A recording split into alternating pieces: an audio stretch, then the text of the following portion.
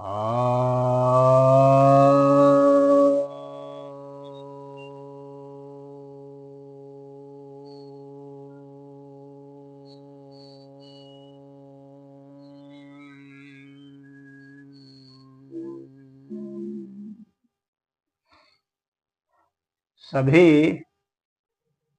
भक्तजनों को सप्रेम नमन।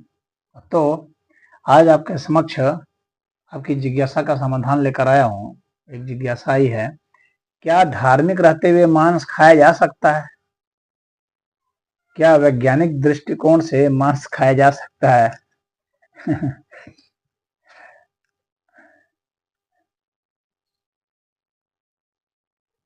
जब मांस खाने की ठान ही ली है तो दूसरों का दृष्टिकोण क्या देख लेना है?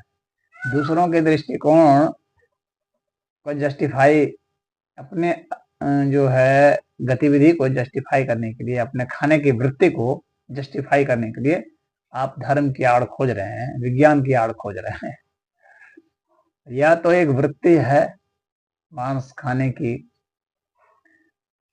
आप खुद सोचिए कि आपको जो है आपके किसी अंग को काट करके कोई खाए तो क्या आप इसका अनुमोदन कर सकते हैं?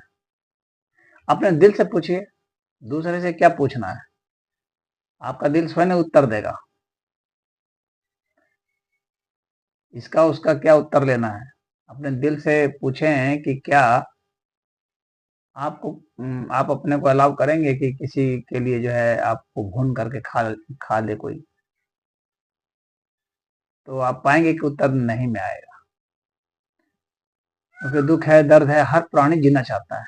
कोई बुढ़ा भी हो गया ना तो वो जीना चाहता है। जितने भी पशु पक्षी हैं, वृक्ष हैं, सभी जीना चाहते हैं। तो जब सभी जीना चाहते हैं तो उनको अब जबरदस्ती क्यों मार के खाना चाहते हैं? अभी एक प्रश्न उठेगा कि भाई जीव जीव का आहार है। तो आहार एक अलग जगह पर है। आपके पास धर्म का मतलब हो गया कि हमारे पास तो विकल्प तो है, लेकिन हम उन विकल्पों को चुनेंगे जिसमें हम अधिक से अधिक बचाव कर सकें, अधिक से अधिक सुरक्षा कर सकें, कम से कम क्षति कर सकें, अधिक से अधिक बचाव करें सभी प्राणियों का। तो अधिक से अधिक हम बचाव करके जितना जी लेंगे तो उतना ही ज्यादा हम धार्मिक कहलाएंगे। धर्म ने तो अलाउ किया है कि आप बहुत विपत्ति में हो तो आप खा सकते हैं। भाई ऐसी जगह है, ऐसी परिस्थिति है जहां पर कि मान लीजिए कि अन्न है ही नहीं, तो वहां क्या खाएंगे? मांस ही तो खाएंगे। और जो है या अकाल पड़ गया, कुछ हो गया, शास्त्र में महाभारत में भी जिक्र आता है कि विश्वामित्र भी जो है बहुत अकाल पड़ गया था तो मांस जो है वो चंडाल के यहाँ से मांस मांग करके खा रहे थे। नहीं दिया उसने तो चोरी करके खा लिया। तो कहने का यहाँ पर तात्पर्य है कि आपात स्थिति में तो कुछ भी खाया जा सकता है, क्योंकि आपका जीना जरूरी है। आप हैं तभी भाई धर्म है और विज्ञान है। जब आप ही नहीं रहेंगे तो कहाँ धर्म और कहाँ विज्ञान? तो व्यक्ति का जीना तो अनिवार्य है। तो जीवन के लिए तो आप कुछ भी खा लीजिए, लेकिन जब आपके पास सारे विकल्प मौजूद हों, आपके पास सारी व्यवस्थाएं मौजूद हों, तो आपकी प्रवृत्ति ये होनी चाहिए। प्रवृत्ति महत्व है कि आप कम से कम नुकसान पहुंचाएं, दूसरे के जीवन का भी सम्मान करें, दूसरे के प्रति जो है अहिंसा की भावना आप में हो। हालांकि शुद्ध रूप से जो है अहिंसा ऐसी नहीं हो सकती, यानी जो है अप्रत्यक्ष अहिंसा तो होती है। अप्रत्यक्ष हिंसा भी होती है। तो यह बताया गया है कि भाई कम से कम प्रत्यक्ष हिंसा से आप बचें। अप्रत्यक्ष हिंसा तो मान लीजिए हो जाएगी, जैसे कि मान लीजिए कि हवा में भी जो है वो जीवाणु तैर रहे हैं, वो जब श्वास के जरिए भीतर जाते हैं तो मार दिए जाते हैं, जो हमारे लिए अनुकूल नहीं है। उन्हें हमारा बचाव तंत्र मार देता है। और यह देखिए कि पानी में भी जो है बहुत सारे माइक्रो ऑर्गेनिजम्स होते हैं, बैक्टीरिया हैं, फफूंद हैं, फंगस हैं, तो वे भी मार दिए जाते हैं। तो प्राण तो उनमें भी है, मार दिए जाते हैं। तो वह जो है एक तरह से अप्रत्यक्ष जो है हिंसा हो रही है, लेकिन क्योंकि उसका बोध हमें नहीं है ना, हमें उसका बोध नहीं है, उसके दर्द का, उसके मरने का हमें पता नहीं चल रहा है, फीलिंग नहीं आ रही है। फीलिंग महत्वपूर्ण है। तो नॉलेज तो है, हमें विज्ञान के माध्यम से नॉलेज हो चुका है कि भाई पानी में जीवाणु होते हैं, दही में जीवाणु होते हैं, दूध में भी जीवाणु होते हैं, हम जो भी भोजन करते हैं उसमें जीवाणु होते हैं। हम चाहे कितना भी पका लें किसी भोजन को, पकाने के तुरंत जब हम उतार देते हैं तो वहां पर फिर बैक्टीरिया सक्रिय हो जाते हैं। हाँ, मात्रा भले कम होती है लेकिन बैक्टीरिया हो जाते हैं। तो जब बैक्टीरिया हो जाते हैं तो हम तो उसमें खाते ही हैं, और फिर हमारे शरीर के भीतर ही करोड़ों करोड़ों प्रकार के बैक्टीरिया हैं, करोड़ों बैक्टीरिया सब है हमारे मुंह में है, नाक में है, आंख में है, मस्तिष्क में है, पेट में है, आंतों में है, सब जगह है। वे वहां जी भी रहे हैं, वहां मर भी रहे हैं। तो प्रत्यक्ष अप्रत्यक्ष हिंसा और अहिंसा तो हो ही रही, लेकिन हम लोग को यह देखना है कि हम अपनी तरफ से यह कोशिश करें, हमारी प्रवृत्ति हो कि हम किसी को बिना कष्ट पहुंचाए जो है अपने भोजन की व्यवस्था कर लें। ये हमारी प्रवृत्ति होनी चाहिए। तब तक किसी को नहीं मारना चाहिए जब तक कि वह एकदम आपकी जिंदगी पर ही खतरा ना हो जाए। तो इसमें अब धार्मिक रहते हुए मांस खाया लगता है। अरे भाई, जब आप मांस खा ही रहे तो धार्मिक किस बात के? धर्म तो यह नहीं कहता है कि आपको मांस खाना है, कोई धर्म ऐसा नहीं कहता है। जो कहते हैं वे सब पाखंडी लोग हैं जो इसको जस्टिफाई करते हैं, वो धर्म के मर्म को नहीं जानते। धर्म कभी भी किसी को मार के खाने की बात नहीं करता। वो आपात स्थिति की बात वह और है, क्योंकि धर्म तो यह भी बताता है कि आपको जीना है, लेकिन आप स्वाद के लिए खा रहे हैं, अपने जीवन को बचाने के लिए आप नहीं खा रहे हैं, आप स्वाद के लिए खा रहे हैं। जीवन के बचाने के लिए खाना वहां तो क्षम्य है। जब आपको आपके सारे विकल्प बंद हो चुके हैं तब आप खा रहे हैं तो वह क्षम्य है। तब तो आदमी अपना भी मांस खा लेता है काट के, तब तो कुछ भी खा लेगा, वह बात अलग है। तो जीवन बचाने के लिए यदि आप खाते हैं तो वह क्षम्य है। स्वाद के लिए आप खाते हैं, जब आपके पास सारे विकल्प मौजूद हैं तब आप खाते हैं तो वह क्षम्य नहीं। आप कहेंगे कि नहीं भाई, मैं तो जो है नहीं मारता हूँ, कोई दूसरा मार रहा है। अरे मांस खा रहे हैं तो कोई ना कोई तो मार ही रहा है ना, आप उसको बढ़ा रहे हैं। वैज्ञानिक दृष्टिकोण, वैज्ञानिक भी यह मानते हैं कि जो है मांसाहार जो है उतना उचित नहीं है, क्योंकि मांस जो है उससे बहुत सारे डिजीज ट्रांसफर हो जाते हैं हमारे। अब कुछ लोग बात करते हैं कि नहीं, इसे प्रोटीन बहुत मिलेगा। प्रोटीन तो मिलेगा, लेकिन हम दूसरे को प्रोटीन के लिए हम दूसरे को मार दें, दूसरे जीव को खत्म कर दें, उसका पाप भी तो मिलेगा। तो हमें देखना है कि प्रोटीन के पाक के लिए तो हमारे पास और विकल्प मौजूद है। हम दूध पिएंगे, दूध में तो सारे जो है एमिनो एसिड्स पाए जाते हैं, तो हम उसे पिएंगे।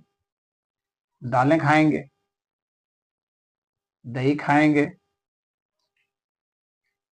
तो प्रोटीन के तो और अन्य स्रोत मौजूद हैं, तो हम उन्हें खाएंगे। अब कोई कहेगा कि जाई जो जो वेज है, वनस्पति है, उसमें भी तो जान है, तो फिर तुम क्या खाओगे? तब तो तुम ना खा सकते हो, ना पी सकते हो, ना सांस ले सकते हो, क्योंकि हर चीज में जो है जीवाणु मौजूद है और उनमें जान है।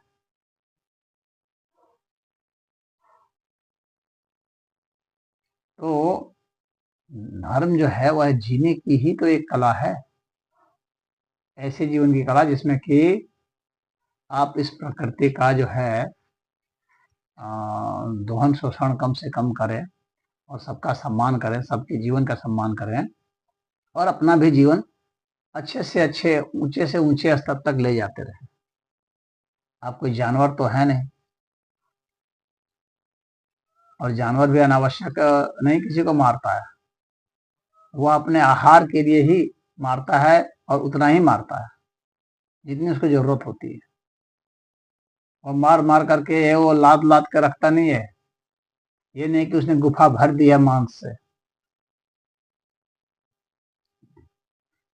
तो यह जो है धार्मिक व्यक्ति जो होता है वो इतना जो है उसका स्वाद पर इतना जोर नहीं होता है, स्वाद पर नियंत्रण कर लेता है। वह कम से कम नुकसान पहुंचाता है, अधिक से अधिक वह जो सहयोग करना चाहता है सभी जीवों के प्रति, उसका प्रेम भाव होता है। क्योंकि धर्म का मतलब तो प्रेम का उसमें संचार होना चाहिए, तभी वो धार्मिक कहलाएगा। तो धार्मिक रहते हुए मांस तो नहीं खाया जा सकता है, वह सिर्फ उसी आपात स्थिति में खाया जा सकता है जबकि व्यक्ति के पास सारे विकल्प बंद हो चुके हो। और वैज्ञानिक दृष्टिकोण से भी नहीं, क्योंकि जितने भी प्रकार के बीमारियां हैं, जैसे मान लीजिए कि गाय में मैड काउ डिजीज होता है, वो खा लीजिए आप तो वो बीमारी हो जाती है। शुगर में जो है कितना भी पका के खाएंगे तो उससे बीमारी ट्रांसफर हो जाती है। तो किसी भी जानवर को खाएंगे, जानवर को जब मारा जाता है तो उस समय ही जो है उसमें मारने के पहले ही उसको पता चल जाता है कि मुझे मारा जा रहा है, तो उसमें जो है इस तरह से जहर बनने शुरू हो जाते हैं जो आपके लिए बहुत नुकसानदायक होते हैं। वे जहर जो है उसके शरीर में रह जाते हैं और जब आप उसको पका कर खाते हैं तो वो जहर आपके शरीर में जाते हैं। तो वह जो है आपके करुणा भाव को, आपके दया भाव को नष्ट करता है, आपके निर्दयता भाव को वह जागृत करेगा, आपके लोभ भाव को जागृत करेगा, मोह भाव को जागृत करेगा, द्रोह भाव को जागृत करेगा, उसको बढ़ाएगा। अब प्रेम, अहिंसा, करुणा, दया, इन सबको वो घटाता जाएगा। जाहिर सी बात है कि आपके जीवन में सुख, शांति, ये सब घटते चले जाएंगे। तो आपको क्या चाहिए इसका निर्णय आप कीजिए भाई। भगवान कृष्ण ने कहा है ना अर्जुन को, अथिक्षसी तथा कुरु, जो तुम्हारी इच्छा है वो करो। ज्ञान सबको दे दिया जाता है, इसके बाद फिर क्या करना है तुम करो, उस कर्म का कर्म फल तुम्हें मिलेगा। तो पशुओं को जो आप खाते हैं, पक्षी को खाते हैं, तो फिर जो है आप उनके सारे जो है ना जितने उनमें नकारात्मक चीजें थी, जहरीली चीजें थी, उनको भी आप खाते हैं। तो भावनात्मक रूप से भी आपको यह कमजोर करेगा और स्वाद के प्रति लोभी मतलब कि लोभी बनाएगा। याद रखिए, स्वाद के प्रति जो लोभी होता है उस व्यक्ति में लोभ बड़ा होता है, वो धन के लिए मारपीट करेगा। दुनिया में तमाम युद्ध उसी के कारण हो रहे हैं, ऐसे लोगों के कारण युद्ध होते हैं दुनिया में। दंगे फसाद ऐसे लोगों के कारण ही होते हैं। जितने भी दंगे करने वाले होंगे आप देखेंगे कि सब स्वाद के लोभी होते हैं। मोह द्रोह बहुत जबरदस्त होता है।